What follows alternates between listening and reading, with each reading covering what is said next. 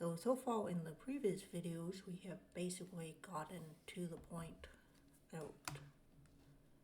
the Euler equation has been derived. So the Euler equation basically looks like this in its integrable form.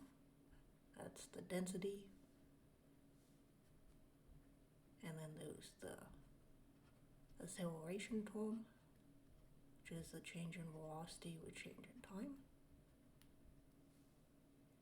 Then on top of that, the advection term, the u's are the velocities. Actually, I did that. I need to fix that. There needs to be a gradient there. So, grad u.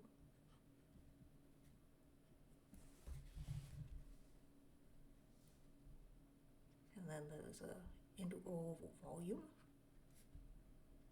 And on the other side,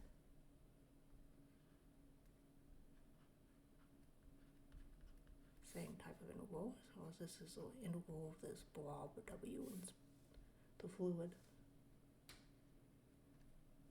So there's the external force term, which could be whatever it is, minus the pressure gradient. And then integrated over volume. So that's what the equation looks like, but the question is, what does this actually mean? So the first term that I'm going to start with right now is this guy. So what is du of dt? What does that actually mean? So to begin with, u is this field in space. It's basically a velocity field. So if the fluid is flowing through some space, coordinates x and y, assume a two-dimensional fluid, at different points in space it's going to have different velocities that are represented by these arrows. So the x vector is the dependence on the points in space, and the t is dependent on time. So this is the output. On this side is the output generated by the program. So this is basically a velocity field. We got two vortexes in space. And of course, this isn't really stagnant. What actually happens is as time progresses, these velocities actually change because the fluid moves and it changes its flow dynamically with time. So this can see this vortex is actually moving forward in the fluid, and this vortex is actually coming in on it. And as it moves, it actually loses energy and kind of disperses.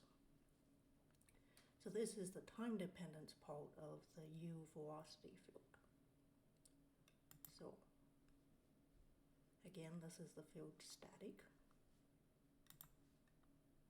So the question is, what actually can cause changes in the velocity field? So we start with a pipe. Assume this is just a really long pipe and that it's open at the top and the bottom and it has fluid in it. So one thing that can cause, the first thing that can cause changes in the velocity field is basically the external force. So going back to what I was saying. So this pipe, there's going to be basically the external force. So the external force is this. So there's just a force of gravity. So this external force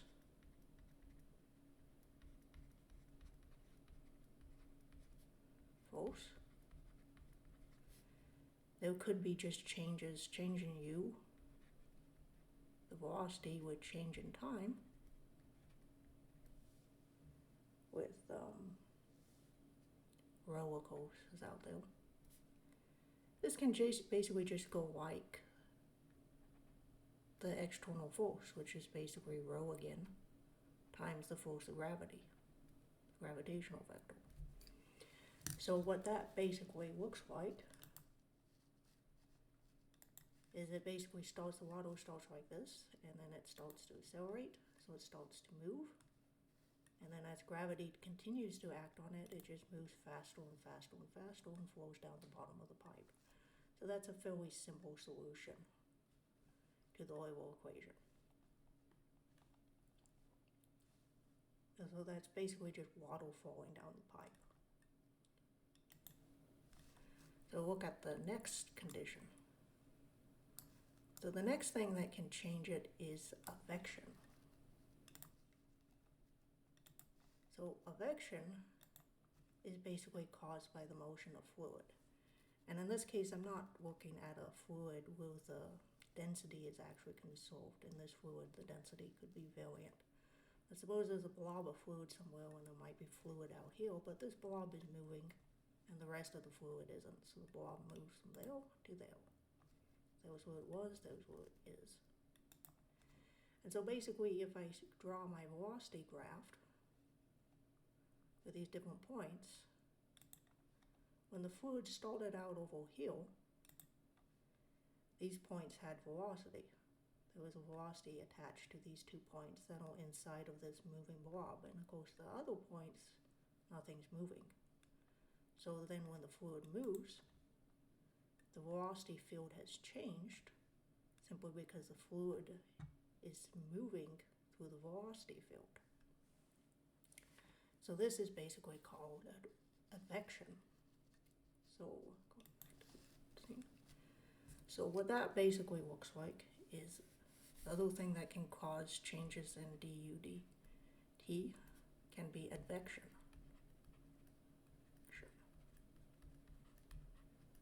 So for this, du vector dt actually goes like the advection term, which is, let's see, I think in this case it'd actually be on the other side, so it'd be negative u vector dot gradient u vector. So this is advection, which is pure advection causing changes in the velocity field. And of course, this would actually violate the Euler's equation as I've written it because I haven't maintained compressibility. So in this equation, I'm not maintaining this condition, that gradient of u vector equals 0. But this is just to get the principle of how advection can change velocity. And then to go to the next possible condition, I'm going to go back to the image sequence. So the next condition is going to be a gradient in pressure. So come up with a scenario where supposedly there's a piston and it has fluid. Fluid can flow out that end. And this piston starts accelerating. So as the piston accelerates, of course, it moves. And the other thing it does is it starts generating a pressure gradient. So what actually happens as this thing accelerates is it ends up generating a pressure gradient. So there's a higher pressure over here and a lower pressure over there. And the pressure gradient is going back, is increasing in that direction. And what happens is where there's a pressure gradient, there's also a force. So the pressure gradient creates a force going in the opposite direction, and this force causes the acceleration. And the acceleration is, of course, the change in u or change in t. I actually need a rho there. There should be a density term there. But the basic principle is that acceleration, of course, is change in u, change in t, is of course the acceleration can be caused by a gradient in the pressure. So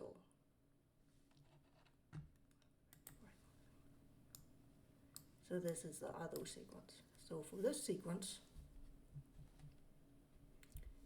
a pressure gradient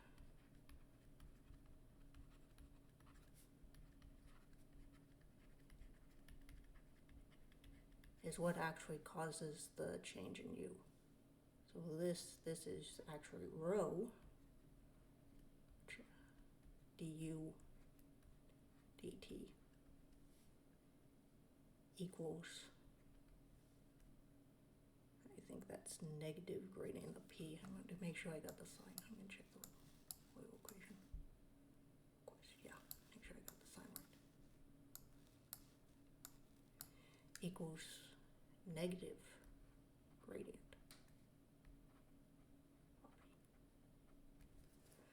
So basically all this is basically this thing goes like, this is like a mass. This is like acceleration. And this guy is like a force. So this is basically just saying force equals ma, but the force is basically the pressure. And for that matter, this is another force equals ma. This together is actually basically a force. This is essentially the mass term. And this here is the acceleration. So just showing more ways of doing force equals mass times acceleration. Okay. So that pretty much covers how du dt changes, and this will actually end up repeating as I go over all the other terms, because of course these terms will actually go back into changing du dt. So the next term is going to be the external force term. So again, we pretty much have our Euler equation up here, but this time the question is, what does this term do? So look at this term predominantly. So this guy is basically the external force.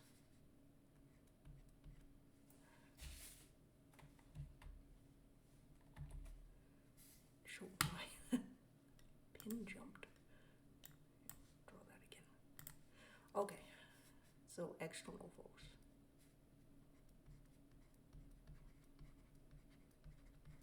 Force term,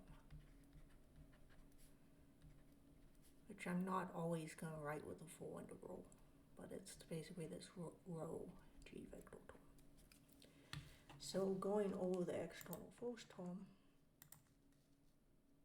basically it's what we just looked at. It could be a pipe with the water accelerating downwards, and it could be what's accelerating. And then there's something that's going to be a little more interesting. So start with the pipe. So the pipe is what was just covered. So this was covered before. So this is basically du vector dt rho equals rho. And then the acceleration. It's really simple. It's going down.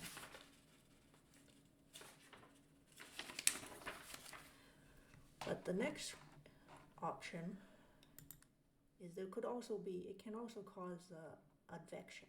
So to look at this, water is actually attracted by static electricity. So it's possible to have a stream of water out of a faucet and then put a statically charged object, which is represented by this crazy glowing lightning ball.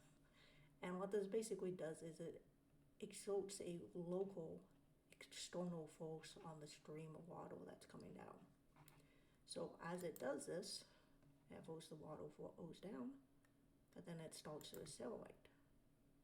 So it flows down, then it accelerates, and as it accelerates, it bends towards the ball, and then as it flows a little bit more, and the velocity here changes and goes further out in the direction of the ball, which is basically the x direction, it accelerates even more.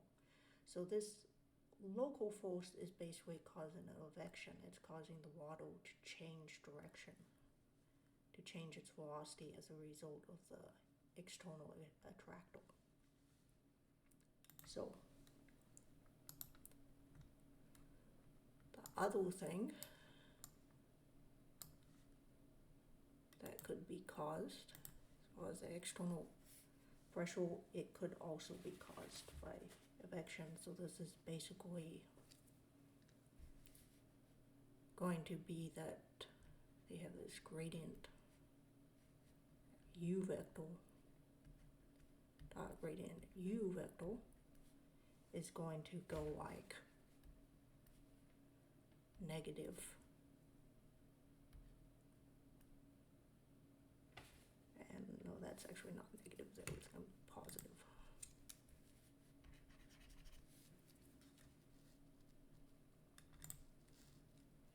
to go like rho g, I think. Yes. So this is rho g.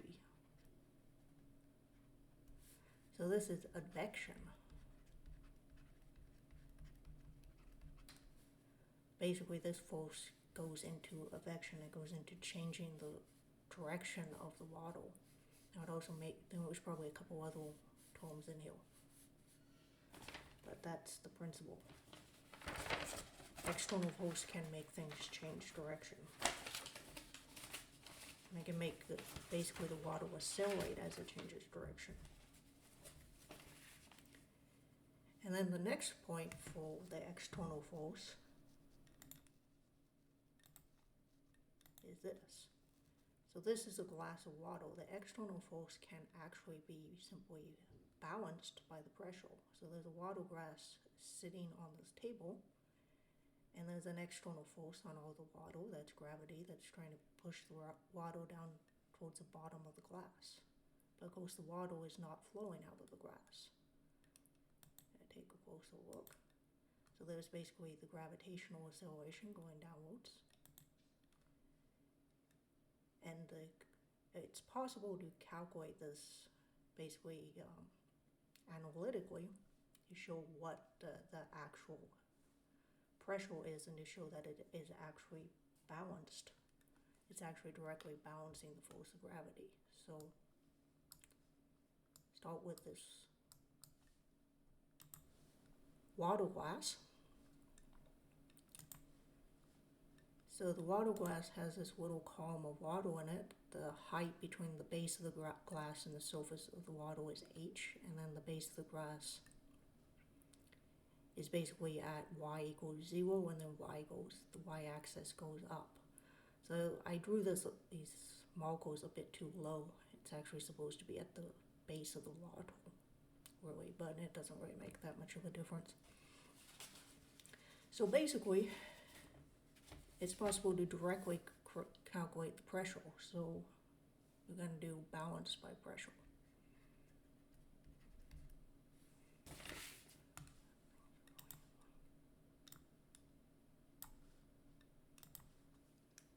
So this is balance by pressure.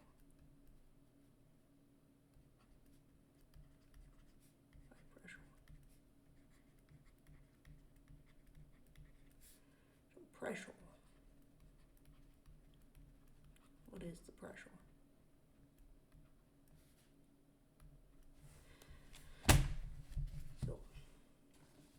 So the pressure is basically related to the mass above. So acting, what is the pressure at that point? It basically has to do with the mass of the water in the column directly above that particular location.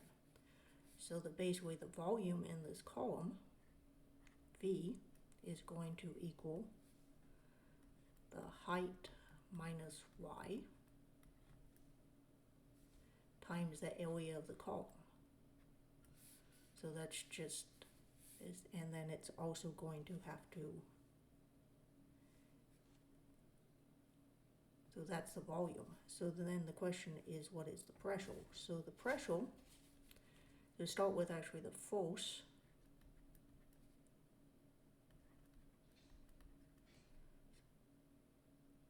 on the element at the base. And this is the weight of the water above it. So the weight of the water above it is W times the gravitational acceleration, which I'm going to use as this type of G, is going to equal the weight. Except I also need one more term in there, I need rho. So rho times the volume, this is essentially the mass of the water above it, times G, which is the gravitational acceleration,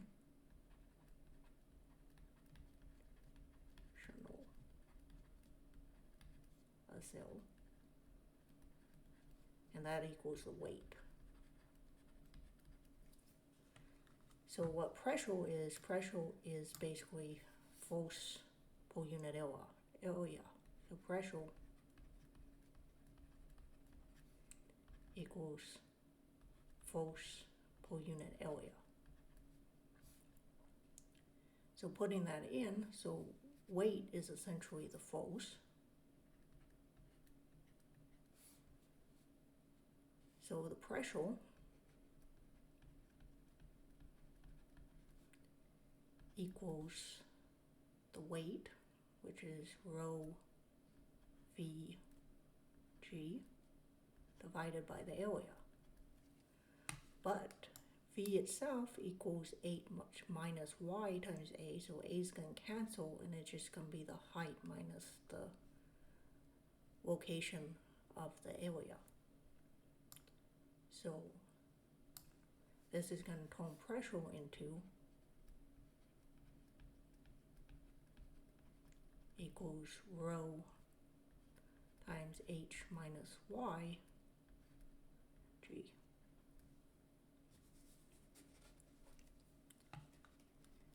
Or to write this in another fashion, I'm going to write pressure now as just this P term. That's the pressure, just notation. Then I'm going to do rho hg. I forgot I didn't want to write that type of g. A different type of g. Rho hg minus rho yg. So this makes it relatively easy. So for the pressure gradient, the pressure isn't changing in either direction. So the only pressure gradient is up and down. So looking at the image sequence. So what happens is a pressure gradient develops with the highest pressure on the bottom and the lowest pressure on top. And this pressure gradient, of course, leads from, so the pressure gradient is, of course, going to be pointing downwards. So going back to the whiteboard, the gradient of P, in this case, is going to equal dP by dy, because by construction there's no other gradients that are relevant. And this is going to equal negative rho g. So that's a gradient of the pressure. So the other question is, what is the gravitational weight? So at this particular point, if there's a little volume at this particular point, there's a force eccentrically exerted upward on it due to the pressure, which would normally try to cause an acceleration, but it also has a weight. So the force per unit volume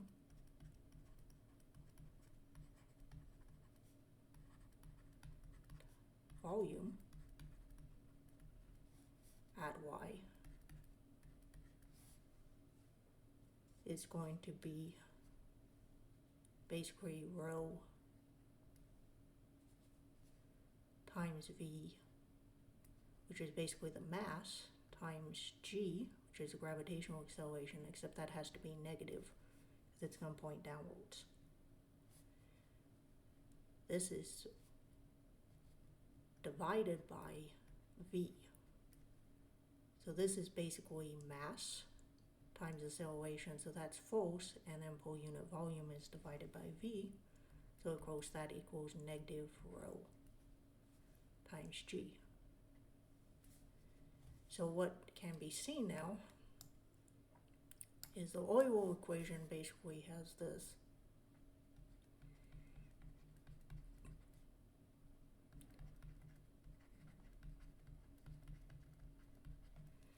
So for this particular Euler equation, go back up to the top and look at the Euler equation. So for this particular Euler equation, nothing's happening with velocity, so this is all zero. So basically it's supposed to have rho g minus gradient of p. I go back down to the bottom. So the Euler equation basically says rho g minus gradient of p equals 0.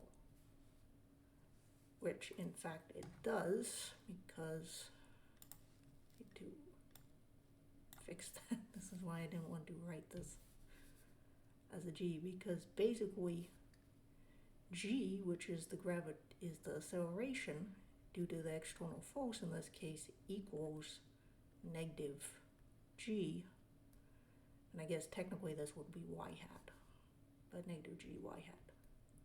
So the negative, the gravitational acceleration downwards. So rho g actually equals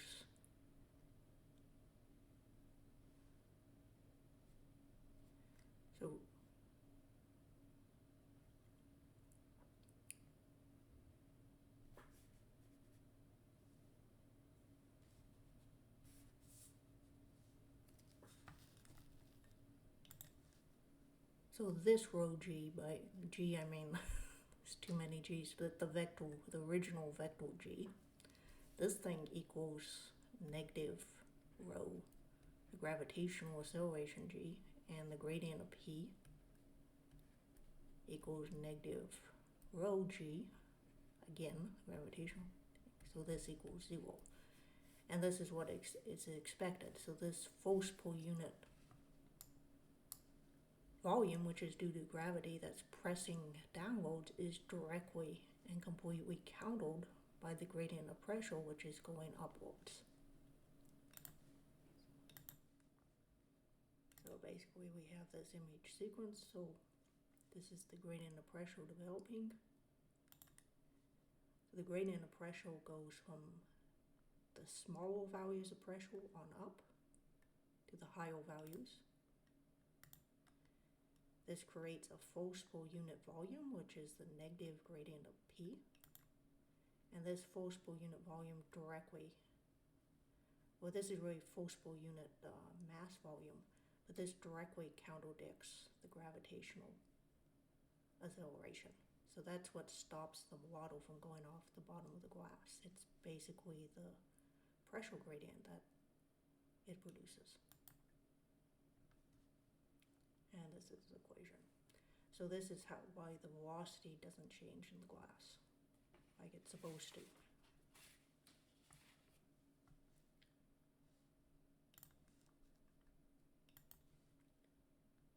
So to summarize this, so with an external force,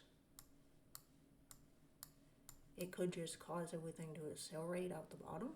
That's one legal solution, accelerating velocity.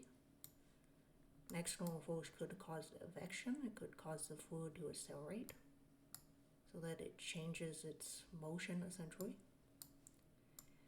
Or it could actually just be balanced perfectly by pressure, where the pressure basically just stops the external force, as is seen here. So the next question is basically to look at advection in more detail. So that actually will be the subject of the next video.